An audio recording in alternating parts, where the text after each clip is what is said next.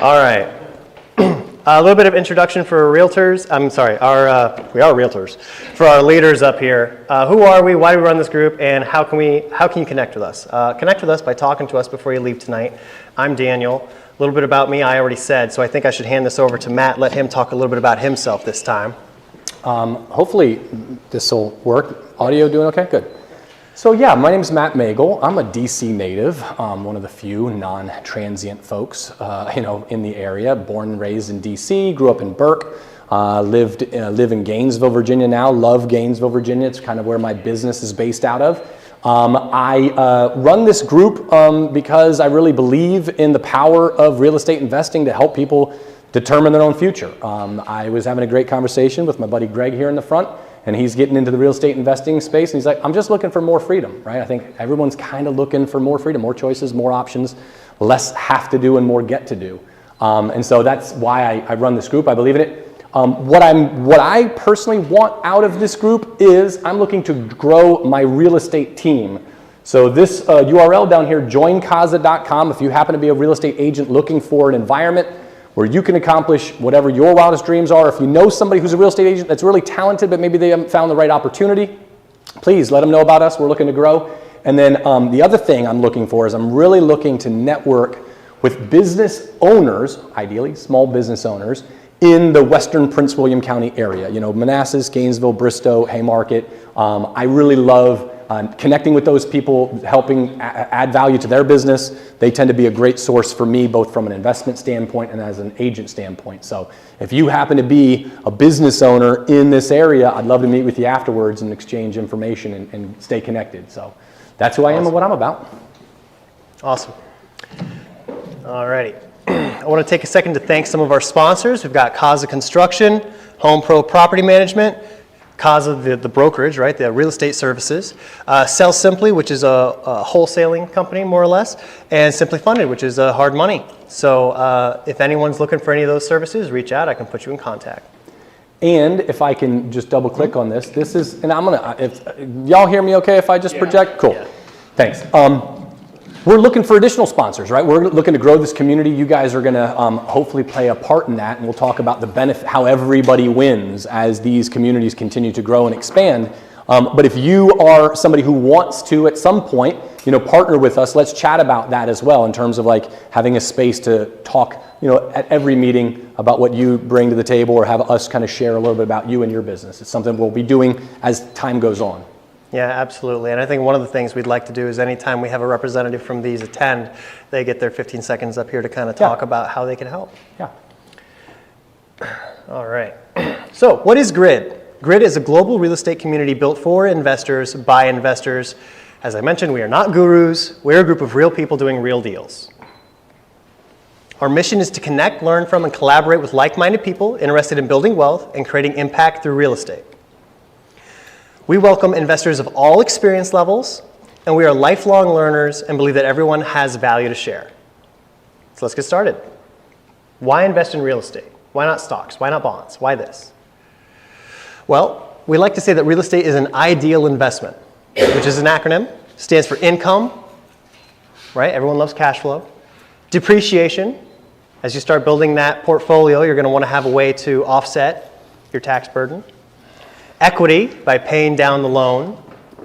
Appreciation, because we all know inflation is always an issue, in this country at least. And so having a way to benefit from the inflation is helpful. And of course, leverage, using other people's money. But what do you really want? You want to win by getting your passive income to exceed your household expenses. Who here has read Rich Dad, Poor Dad? Show of hands. All right, good, hands down. Now, who here thinks that that book had an impact on you?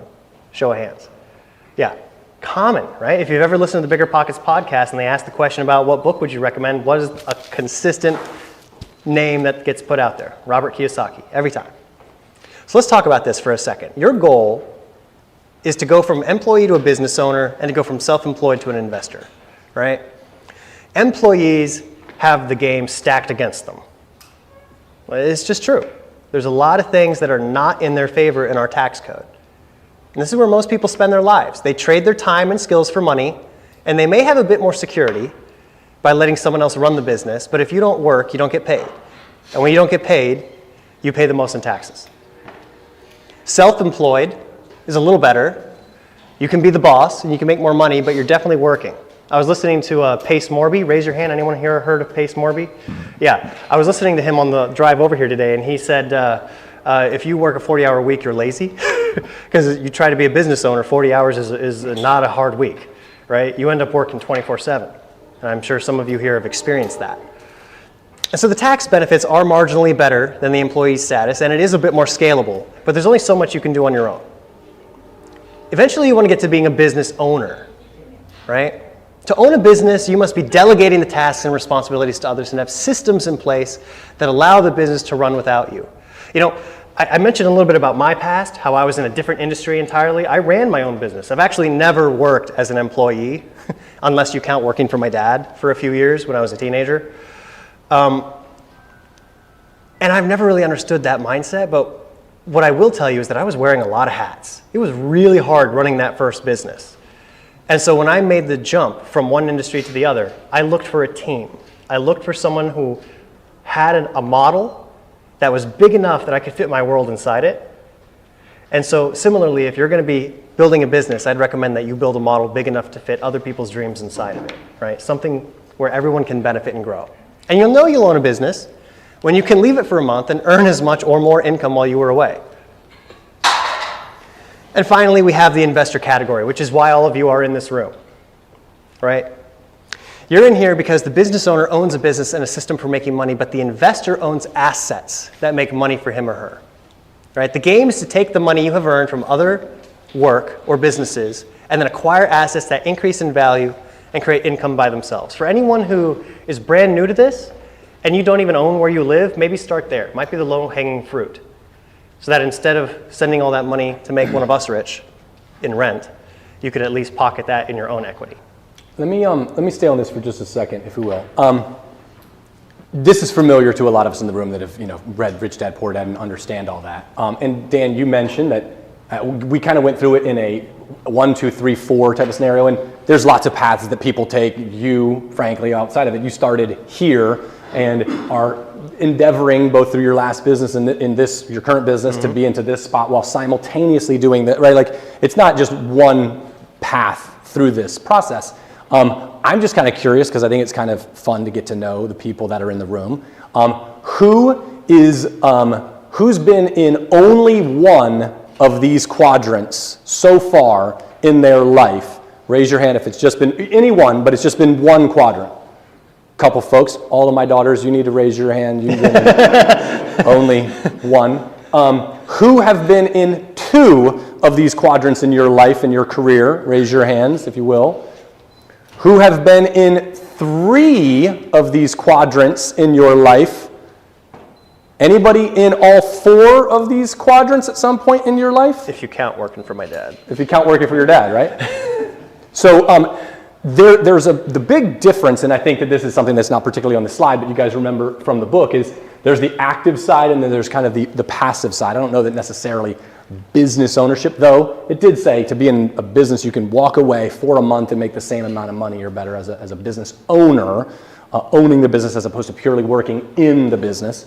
But there's benefits and detriments to every one of these quadrants, right? But the goal is as you tend to move further and further to the right, you have more options, more flexibility. But hey, are there investors who've lost a ton of stinking money and if not all their money? Yeah, it's not like only one is the right place to be. But it tends to be a bit burn-out-ish. It's a great word, right? Yeah, I love it. To stay in this alone, right? At some point in your life, you try to say, okay, what else can I do? Even if you're killing it and making a ton of money, it's like, what else can I kind of do? So it's just a good framework for people to kind of think of like where they're at, where they want to be, what they've done. Doing multiple at the same time, can be done. It's just a little bit difficult. So anyway, pick your path and then go after. Yeah. So one of the wealthiest people I met was actually in the E quadrant, right, and in the I quadrant. So Yep. He was an employee for the federal government for like 30 years, and he just kept buying rentals in Clarendon. And so he owned over 150 properties in downtown Clarendon, apartment buildings, all the rest. And I met him when I was like 27, 28 years old. And he was owner financing everything by this point. He owned everything free and clear. Mm-hmm. And I was like, how did you do this? And he was like, one property at a time, over like a 30, 40-year career, right? And so you don't need to leave that, right? And especially if you think about it, you work for the federal government, so you probably only work like 20 hours a week. So, Shots fired. Yeah, I'm joking. But somehow he was able to amass that portfolio, right? So I don't want people to think they need to leave that. Yeah. Right? Yeah. What work, know thyself, right? Dave Zimmerman's in the back. He and I are constantly telling people when talking about real estate, like, know yourself, right? If this guy had a great setup, you don't have somebody necessarily convince you that you need to leave if what you got's working and it works for you, but you have to understand the pros and cons of each one of these things, as kind of Dan was alluding to. So thank you. Go ahead. Awesome. So where are you in this quadrant, and where do you want to be? Oh, dang, I think the answer is skip I. that slide. That was exactly what I did anyway. If you want to go from actively working for money to earning passive income, you must learn to become an investor, which is why we're here. But you shouldn't go it alone. You'll need agents, lenders, property managers, contractors, attorneys, financial, blah, blah, blah, blah. It's a long list. Matter of fact, I think the number one thing you should do before you leave here today is set a goal of making 50 friends through networking, which also is why we did this color code, because you should diversify, right? You don't want all 50 lenders, right? You should have contractors in your Rolodex. You should have property managers in your Rolodex. You should be diversified. You should have a lot of different friends who you can call when you have a different opportunity knocking. It's really I'm a gigantic NFL football fan. I happen to root for one of the worst teams in the history. I'm a D.C. native, anyway. I'll leave it alone. But really, the idea is that you're only as good as the team you have, right? Yeah. Like building a rock star team of money guys to cleaning ladies. Like the whole thing matters to your ability to invest in and make money in real estate. So evaluate your team, what you have, and maybe what you lack, and use environments like this to fill in the gaps. I am constantly top grading my team. I have a fantastic cleaning lady, but if I find a better cleaning lady, I'm adding her to my team. I've got a really great loan officer. If I find a better loan officer, I'm adding them to my team. Because I'm not, I'm loyal, but there's a business that we're running where you've got to be constantly providing value for me to remain in business with you. So I'm encouraging you guys, as you're going on this journey, and as you're on this journey, evaluate your team, find the weak spots, use environments like this to fill in those gaps, and I think it'll really help you kind of go where you want to go. Yeah, for sure. For sure. The reason why I joined a team is because I wanted to cut my learning curve as much as possible, right? Yeah. You could learn everything and do it all yourself, right? YouTube University, you could learn it all. Do you have the next 50 years to remake the wheel, or do you just want to get in a relationship with people and have a team? All right, let's talk about why come to Grid, right? Grid is a networking platform, but it's also a wealth building journey. We have a calendar set up specifically to help take someone who is brand new and guide you through the process. And you may understand how to find a deal or how to find money. You may understand how to negotiate a deal, right? But there's a serendipity to being in a room with other individuals, right? There are deals that get made because you were in the right place at the right time. You had the right friendship, so they came to you first with the opportunity, right? I said make 50 friends, but start with one. Go deep as opposed to wide, right? Once you have a firm relationship with someone, then move on to the next person, right? Go have a coffee afterwards, right? But here's our journey, right? I break it up into a couple stages. First, we have no excuses. Let's get rid of some of the excuses, right? Investing 101, the first excuse is you don't have to go it alone.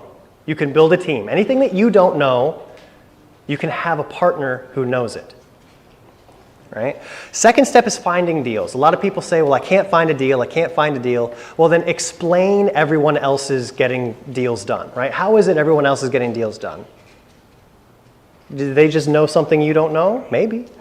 But the deals are out there, so we're going to show you how to find deals. Finding money, that should never be an excuse. There's always money for a good deal. There's a lot of people out here who want to lend you money. So we go through knocking down those first. Then we talk about getting your first deal. And the common objections we usually find there is that they don't know how to estimate reno, or they don't know how to negotiate the deal. They're worried that they're going to set the appointment and fumble the ball. All right, so we're going to walk you through how to handle both of those. Finally, we move into two different ways of making money in real estate. We have transactional wealth and we have residual wealth. They're both good, only one of them's investing. We start with transactional wealth, right? The low-hanging fruit. How to wholesale, how to flip. This is money that is today money. With flipping, it's kind of like tomorrow money. 6 months from now money. But with residual wealth, this is your retirement. This is what you leave to your kids, right? So we go down into the fourth piece of this year, and we teach you how to BRRRR, covering long-term rental strategies. We also go into boosting your returns with short and medium-term rentals. And we go into house hacking after that, because if you still haven't taken action by the time we get to October, I would implore you to at least do a house hack if you're brand new. It's the easiest thing. I can show you how to do it. There's a lot of people in here who can show you how to do it. And then finally, we move into generational wealth. One of the biggest things stopping people from getting generational wealth is the taxes. Let's be real. Like when you consider how much it might cost you if you're not paying attention to what your CPA is doing, it's going to be more than your housing bill, more than your car bill, more than a lot of things. So we got to master your tax and legal setup. And we also have to go into business planning in December. Right? Get ready for the next year. So that's our plan. That's our wealth building journey. And you're not just coming to hear us talk because, frankly, no one comes for the lectures, right? They come for the networking. But when you show up, there's going to be other like-minded people in the room. And I would also encourage you to think, who can I help? If you are a contractor, the one that stands out the most to me as a good time to show up and find people who need your help would be estimating reno. There's going to be a lot of people at that who will need your help if you're a contractor who can give good estimates. So think to yourself, who can I help? And then put that one especially high on your calendar for importance, because that's where you're going to find the partners where you can make a deal happen. Before we go on, I'd just like to see, we've chatted for a bit here, any questions on anything that we kind of like talked about, anything, maybe a thought that you guys had, like, it's true what they said, but they forgot to add this thing on. Just looking for a little bit of a conversation. Anything, you guys have questions or anything you'd add? Can you find deals in the DMV? Yes. It's a good question. Depends on what you're looking for, but yes, you can find deals in the DMV. Dan has been particularly effective at using a large part of his time in business and helping people find deals in the DMV. Somebody asks you, can you find deals in the DMV, Dan? What do you say? Yes. I mean, you just pull up the statistics. I don't have it in front of me, but I could pull it up and we could look up how many absentee owner deals happened, right? How many cash transactions happened, right? We can find the data. There are people doing deals. There's a lot. Who's done a deal in the last 30 days in the room? Yeah. Anyone done a deal in the last 30 days in the room? There we go. Right. How'd you find What was it? your, yeah. It was in Maryland. Okay, well, that's right. Was it a flip? That's DMV. A wholesale deal? Yeah. That's right, okay. I remember you mentioned that. That's awesome. How- How'd you find it? Well, I do my marketing, so you gotta have different marketing campaigns. For instance, right now we're doing PPC, and actually we're doing a lot of agent outreach. And most of them, especially the agents, they need help. Getting these deals on a contract. They might not have the skills to get it on the contract because of whatever reason. So, myself and my partner are devoted on doing that. So, the lead came from an agent. In this case, the agent gets double the commission because they get to represent the seller and they can represent us as well. So there's a benefit to that. So it was pretty straightforward. So that's how it was pretty much. Yeah. You raise your hand? You do deal in the last 30 days? Pre-foreclosure. Pre-foreclosure deal. Yeah. Creative finance or? No, it was pre-foreclosure, needed $50,000 worth of work. We put in the 50 in 30 days. We ended up making 50,000, right? Geographic? You hear the episode on Bigger Pockets? Ah, right? yes. What is that, Front Royal area? No, that was Sterling. Sterling. Oh, yeah, that's right. Okay. That Yeah. was Sterling. Anybody else have a deal they did recently? Okay. Any questions? Any other? We'll move I on. helped someone just recently get a duplex down in Fredericksburg that needed a lot of rental, so he could house hack the other side of it. Deals are everywhere. There's people doing them constantly. Depending upon what you're doing, we're going to need to connect you with the right partners. But don't have the mindset that it's not happening, because there's people all around you doing it. Explain what a house hack is, because I think that's a very good 101. I know you Yeah. can do it, but just tell everybody the concept. A house hack is a really good starting point for someone who's new, because the intention is to rent out either rooms, separate units if it's a small multifamily like a duplex, or even your basement. And by renting it out, you are offsetting your housing cost. The reason why that's such an important starting point for people who are new to this and who are willing to take the step to do that is because your savings rate is oftentimes a mental barrier, where if you don't have enough set aside for emergencies, you're too scared to take action. Even though, frankly, there's ways of doing deals where you don't have to put any of your own money in at all. But the point is, that can be a mental block.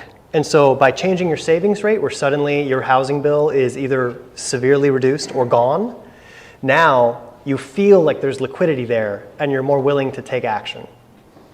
Funny, the house that I live in currently is like a pretty nice 6,000 square foot property in Gainesville and beautiful, interior and all that stuff. But when we bought it, it was going to be a big jump in payment from where we were at before, except the previous owner was house hacking.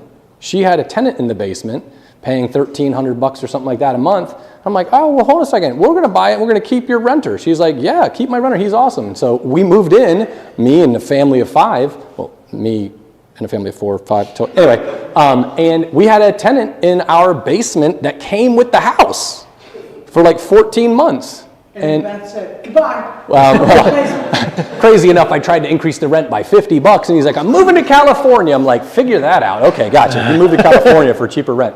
But anyway, so, and then we got the basement back ourselves and all as well. But it did, to your point, help me make the leap. I was like, by buying this house, I was increasing my monthly payment by like $1,150. But I was renting it for $1,300. I'm like, I'm net 150 positive on buying this house. Now I don't get my basement, but okay, cool, we'll make that. And then eventually evolved. It was okay to have him leave. So yes, house hacking, it can be done in a myriad of different ways. All right, I promise to try to keep us on track here. We've got about 5 more minutes scheduled for us to talk before everyone needs to talk to each other more. Please.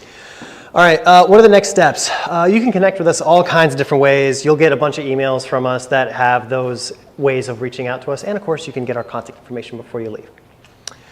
I have one question, sorry. Yeah. I'm sorry. Yeah. You guys saw the calendar. Flip back to the calendar just real quick. Yeah.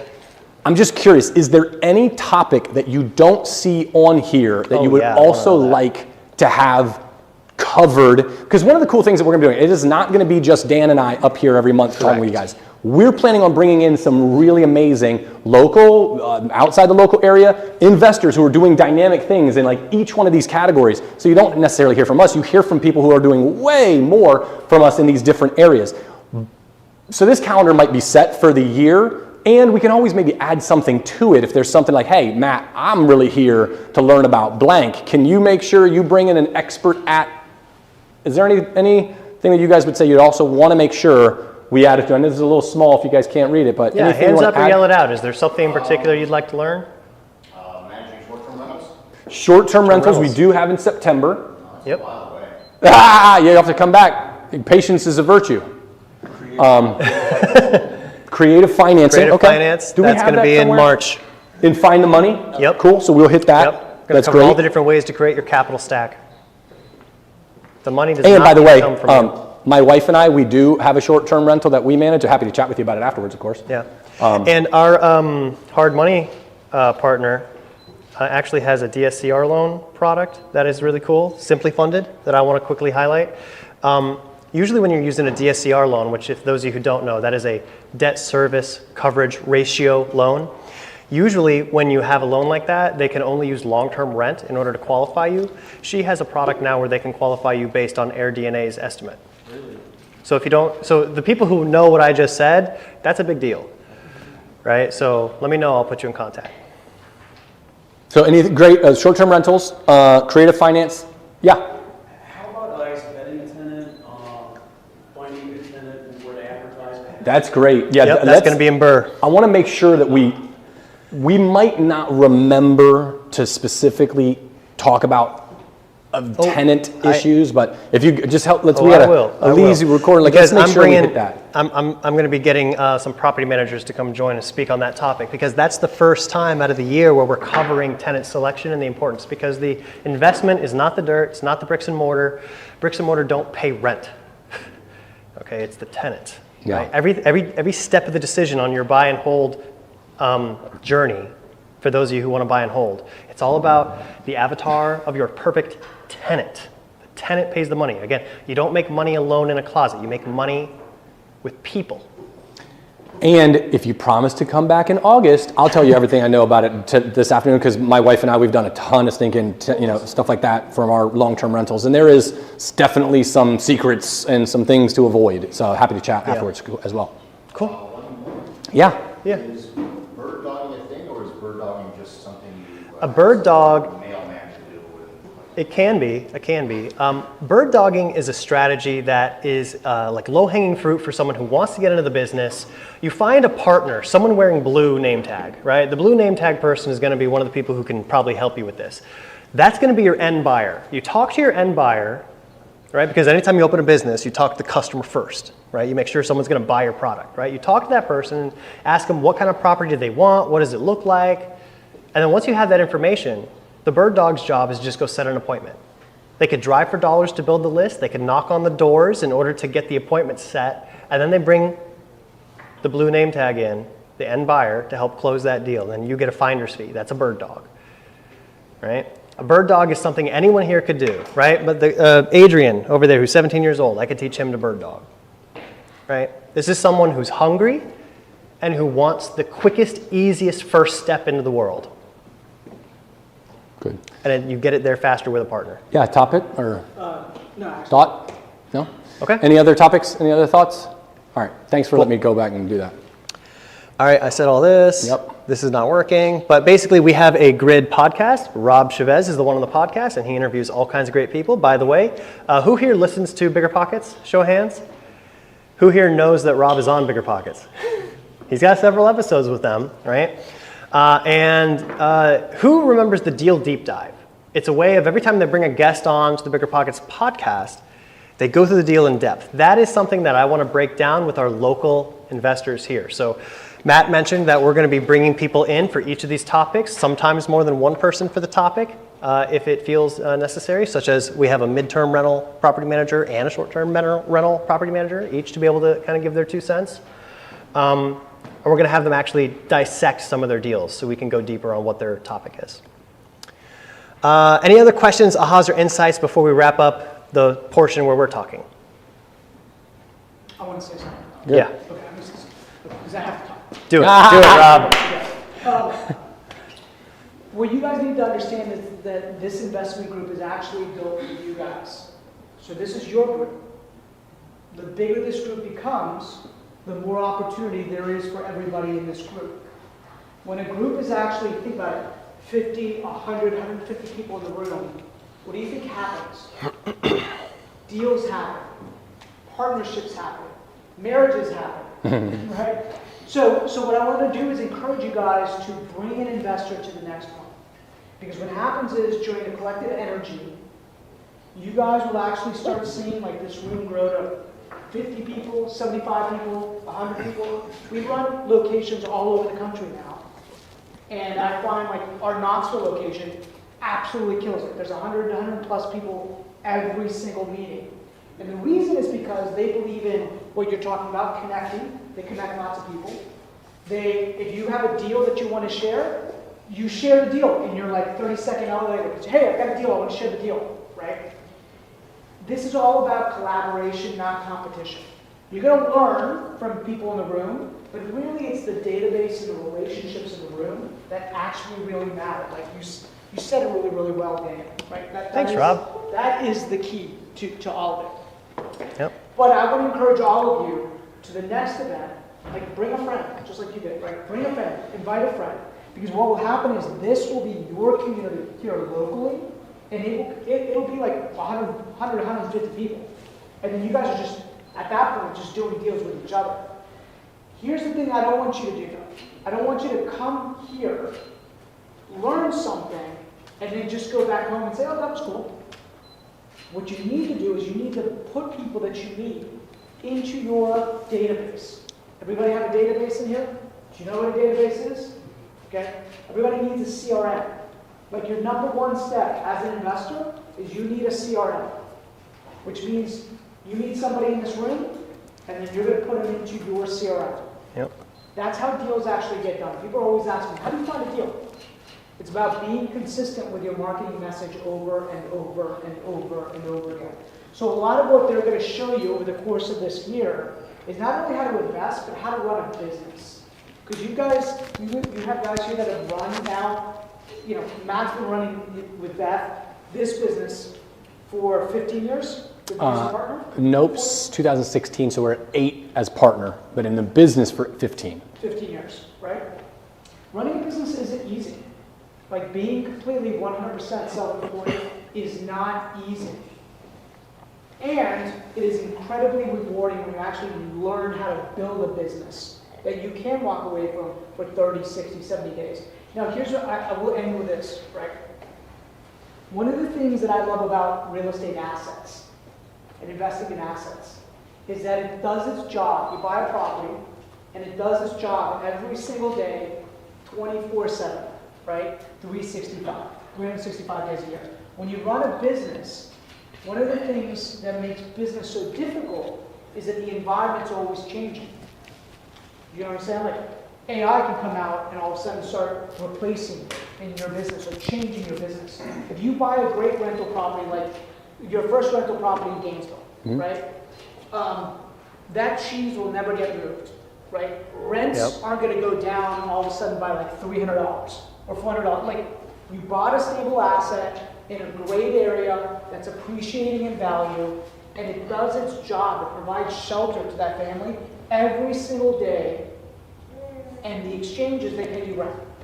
And over time, that asset gets paid down, and the value of that asset comes up. It is incredible, right? So one of the conversations that Zach and I were having was, in 2008, like when I was driving out here from Reston to Manassas, I remember driving through here in 2008, and single-family houses were for sale for $90,000. So guys, who remembers that, right? Jeez. Like you could buy a single-family house here for $90,000, $100,000, $110,000. They were like a dime a dozen. And that year, I bought one a month. I'd buy one house a month. And that portfolio is now paid for free and clear. And I was like, I got lucky. But it will happen again, maybe in your lifetime. Something will happen, right? Or there's other strategies, like one of the things up here, creative financing. Buying properties subject to the existing financing, which means like you can buy a property that has a 3% loan on it. And you're like, okay, well, how do I do that?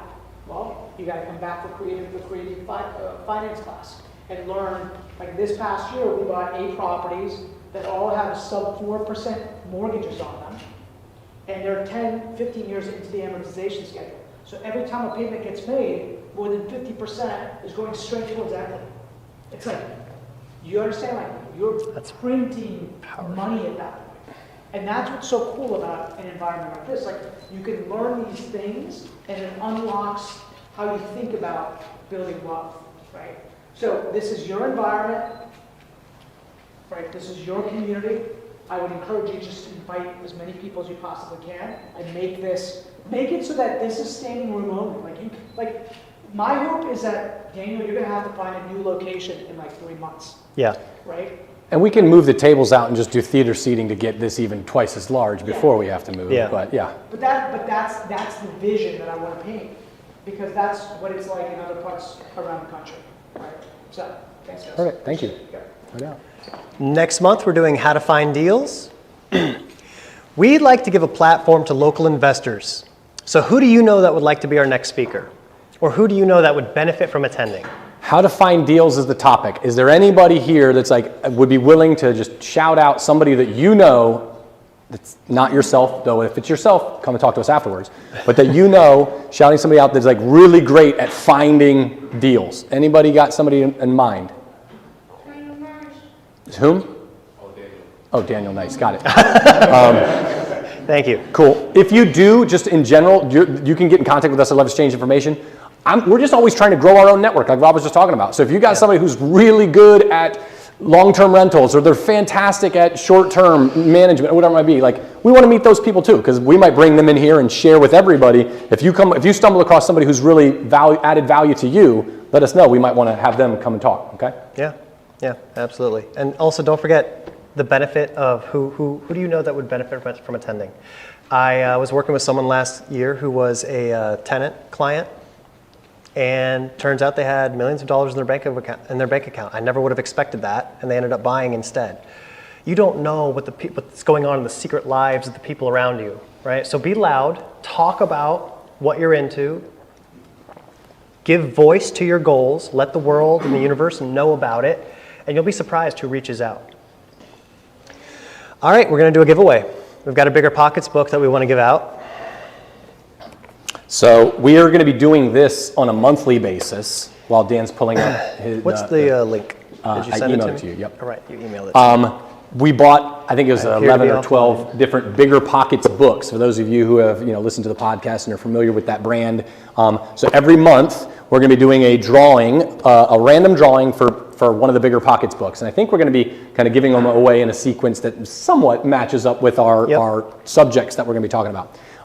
The way that your name is entered into the drawing is, first of all, by attending. So all of you guys, we got your names. We're going to put it into this random name picker, and one of you is going to walk away with this evening. And then secondly, if you invite somebody, so Natalie, did anybody encourage their friend to come tonight that is here, but you brought somebody, like Natalie brought Zach, we happen to know that. Did anybody else bring a friend that say, you guys both came, did one of you encourage the other one, like, you got to come with me? Who is the promoter? You're the promoter? Good. So we want to make sure maybe if we don't have your name in there twice, we want to put your name in there twice. Additionally, we're going to keep this list. So once you win a book, yes, we will take your name out for that particular winning raffle ticket, let's say. But we're going to keep this list for next month. You'll have, if you come back, you're going to have your name in here twice, so to speak. And if you bring somebody, you're going to get your name put in here for every time that you bring somebody. Once you win, we'll just take your name out one time. So it's just kind of like a fun way. However, the one caveat is you do have to be here to win. We are not shipping books. We want to hand it to you, maybe even take our picture with you if you would be so kind. So almost working? Yeah, I'm just a little slow. Oh, is it because you pasted and it's just taking a while to pop in? Well, I tried that. I think I'm going to have to actually... How long of a list was it? Not that long. I just need a second to copy it. Oh, but it's also going to have to be entered in here. Who typed this to you? No, it's okay. I'm good. Oh, good. Oh, look at you. You're Speedy Gonzalez. All right, sorry, guys. Let me just 1 second. Let's give this away. Oh, good. Well done. All right. Let's connect it again. Oh, wait. Whoa. Can't spin it yet. Jump the gun. Yeah, don't plug it in yet. Just do it over. Let's start over. Yeah, I know. All right, good. Can't close. Yeah. All right. And then as soon as we're done with this, Dan, anything else, or we're going to let people get back to the food and network? Oh, we're gonna be sending them off to network after this. Right. As soon as we get this connected. All right. This is my favorite random drawing thing. Let's see. Ileana Grayson, you're one person on here. It's all good. We're working out kinks. Chris, is that? Booze, not boot. Chris Booze.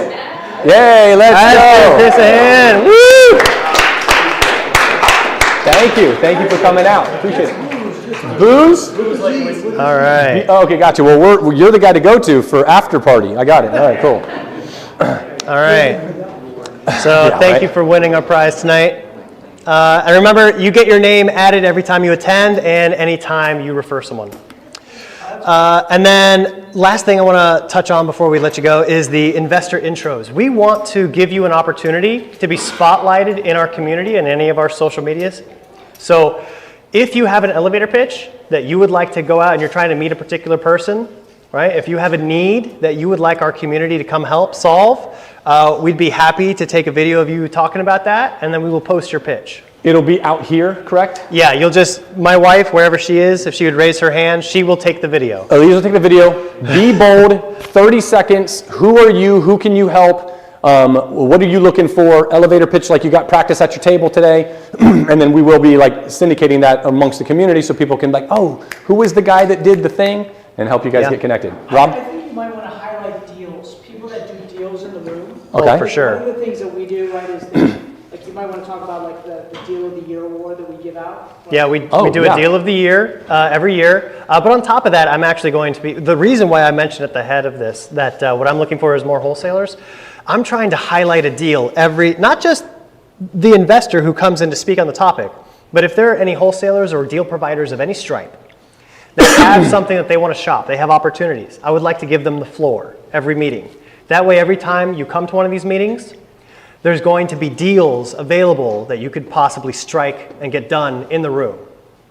So bring your deals that you are that you're looking to sell or whatever, or a flip that you're doing that you know you're going to end up selling or whatever. Bring them because we are going to be highlighting the work that you guys are doing and getting the word out. Is that? And we have a Mauricio, do format. you happen to have anything you want to talk about?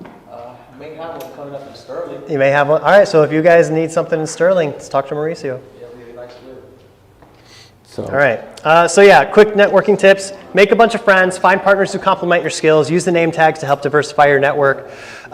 Connect outside of this room. Add value to each person you meet. What does this person need? Make it your homework to solve someone's problem. Monetize with precision. Identify 2 potential collaborators. Discuss specific projects and time frames. Go. I'm done talking. Have a good night. Eat the food, please. I can't take it home with me. Thank you.